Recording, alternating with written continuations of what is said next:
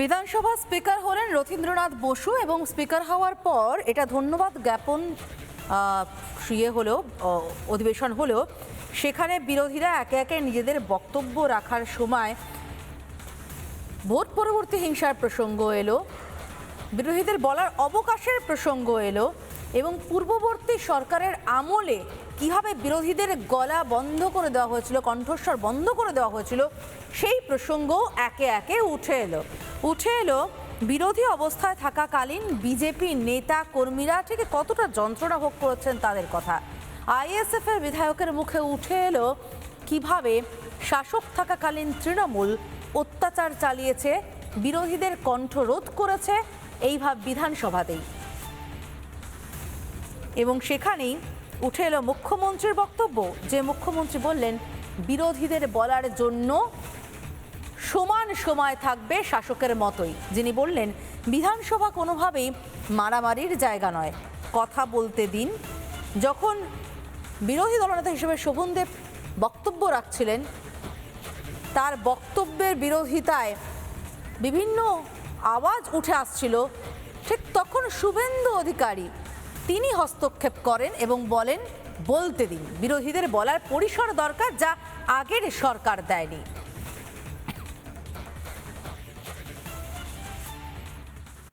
মাননীয় অধ্যক্ষ মহোদয় এবং নবনির্বাচিত সমস্ত সদস্যা এবং আমার ক্যাবিনেট কলিগ ও বিরোধী পক্ষে বিভিন্ন দল থেকে যারা নির্বাচিত হয়েছেন, তাদের প্রত্যেককে আমি এই ঐতিহাসিক বিধানসভার পক্ষ থেকে, আমার পক্ষ থেকে, সরকারের পক্ষ থেকে অভিনন্দন জানাচ্ছি।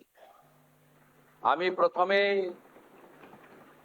ধন্যবাদ জ্ঞাপন করব সমস্ত সদস্যদের এবং বিরোধী দল, প্রধান বিরোধী দল সহ অন্যান্য বিরোধী দলকেও, যে তারা পশ্চিমবঙ্গ বিধানসভার মহান ঐতিহ্য মেনে এই স্পিকার নির্বাচনে সর্বসম্মতিক্রমে স্পিকারকে নির্বাচিত করেছেন, এই পরম্পরা এবং ঐতিহ্যকে বজায় রাখার জন্য। আপনারা শুনছিলেন শুভেন্দু অধিকারী স্পিকার নির্বাচনের পরে বললেন, স্পিকার নির্বাচন যেহেতু করা হয়েছে তাকে শুভেচ্ছা জানালেন, রথীন্দ্রনাথ বোসকে সমর্থন জানালেন, শুভেচ্ছা জানালেন। এবং যে ছবিটা এই মুহূর্তে দেখতে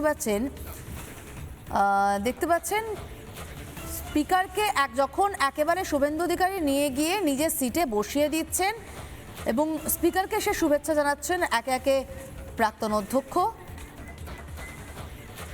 এবং বিরোধী দলের নেতারা। শুভেন্দু অধিকারী এরপরেই বক্তব্য রাখেন এবং বক্তব্য রাখার সময় বলেন বিরোধীদের কথা বলার পরিসর থাকবে এই বিধানসভায়, গত বিধানসভার মতো বিরোধীদের কণ্ঠরোধ হবে না, 11 মাস কেউ বিধানসভার বাইরে থাকবে এমনটা হবে না, বিধানসভায় শালীনতা বজায় থাকবে, মারামারির জায়গা হবে না বিধানসভা। শুনুন কি বললেন মুখ্যমন্ত্রী। এখানে বিরোধীদের তাদের কার্যপদ্ধতিও জনগণের জানার দরকার রয়েছে। আমরা কনস্ট্রাকটিভ অপোজিশন চাই, কারণ বহুদলীয় গণতন্ত্রে আমাদের সংবিধানে স্বীকৃত। আমরা চাই না বিধানসভা তার বিরোধী দলনেতা তাকে 11 মাস হাউসের বাইরে রেখে হাউস চলুক।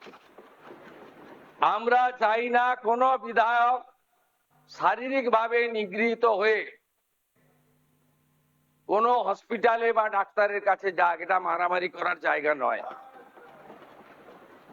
আমরা চাই দায়বদ্ধতা, ভাষা প্রয়োগের শালীনতা। আমরা চাই সংবিধানকে মাথায় রেখে সংবিধানের যে 3টি বিষয় রয়েছে, for the people, by the people, of the people, সেটাকে মেনে আমরা এই বিধানসভাকে এগিয়ে নিয়ে যেতে চাই।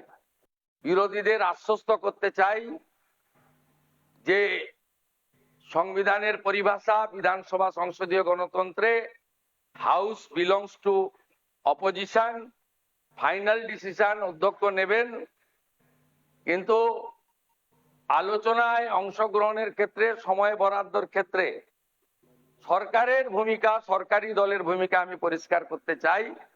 সংখ্যায় আপনারা অনেক কম হলেও আমরা 50-50 যে ভাগ আছে সেটা থেকে সরে যাব না। আমাদের সংখ্যা অনেক বেশি হলেও আপনাদের বেশি করে বলার সুযোগ যাতে অধ্যক্ষ দেন সরকার এবং সরকারি দলের, সেই ব্যবস্থা থাকবে। আমি মুখ্যমন্ত্রী হিসেবে মাননীয় বিধায়কদের কোন দল থেকে জিতেছেন বড় কথা নয়, মন্ত্রীদের সঙ্গে মিট করবেন, যদি না আপনাদের দলের আপত্তি না থাকে। মন্ত্রীদেরও বলবো বিরোধী দলের বিধায়করা অ্যাপয়েন্টমেন্ট চাইলে দেবেন। এলাকায় মন্ত্রীরা গেলে যে দলেরই বিধায়ক হন তাকে খবর দেবেন। এবং মাননীয় বিধায়ক, আমরা আগে চিঠি দিলে উত্তর দিতেন না অনেক মন্ত্রী, মুখ্যমন্ত্রীর তো প্রশ্নই ছিল না। আপনারা আমাকে চিঠি দিলেন, দেবেন, প্রাপ্তি স্বীকারও পাবেন এবং কিছুটা ইতিবাচক ফলাফলও পাবেন। আশ্বস্ত থাকুন, ভারতীয় জনতা পার্টি 21টা রাজ্যে মাননীয় নরেন্দ্র মোদীজির মার্গদর্শনে যেভাবে সরকার চালাচ্ছে, এই সরকারও তার অন্যথা করবে না। শুভেন্দু অধিকারী বারবারই বলেছেন বিরোধীদের বলার পরিসরের কথা। শুভেন্দু অধিকারী বললেন চিঠি দিলে চিঠির উত্তর পাওয়া যেত না, কিন্তু আশ্বাস দিলেন এবার চিঠি দিলে চিঠির উত্তর তো পাওয়া যাবে। এমনকি চিঠি যে সমস্যার কারণে দেওয়া হয়েছে সেই সমস্ত সমস্যার ক্ষেত্রে ইতিবাচক পদক্ষেপও নেওয়া হবে। বিধানসভায় যে সবার সঙ্গে সবার কথা বলার পরিসর থাকবে সে কথা বারে বারে মুখ্যমন্ত্রী তুলে ধরলেন। একসঙ্গে কাজ করার কথা তুলে ধরলেন। তিনি বললেন প্রত্যেকের সঙ্গে কোঅর্ডিনেশন রেখে কাজ করবে, কোনোভাবেই বিরোধীদের পরিসর নষ্ট হবে না। কি বললেন শুনুন।